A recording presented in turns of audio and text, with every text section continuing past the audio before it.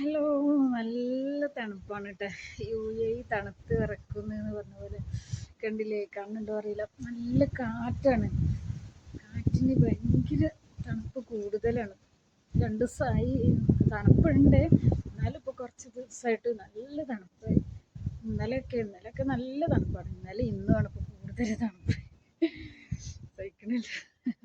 ഷട്ടറൊക്കെ ഇട്ടിട്ട് ഇങ്ങനെ ബ്ലാങ്കറ്റിൻ്റെ ഉള്ളിൽ ഇങ്ങനെ ഇരിക്കാൻ തന്നെ തോന്നുന്നു, പുറത്ത് ഇറങ്ങാൻ തോന്നുന്നില്ല, അത്രയും തണുപ്പാണ്. നല്ല കാറ്റാണ്, അതുകൊണ്ടാണ് തോന്നുന്നത്. കുറച്ച് ദിവസം ഉണ്ടാവും എന്ന് പറയുന്നുണ്ട്.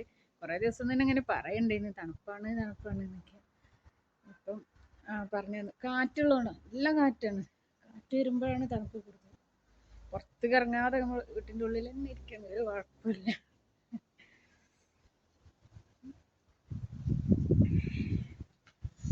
ഉണ്ടോ അറിയില്ല.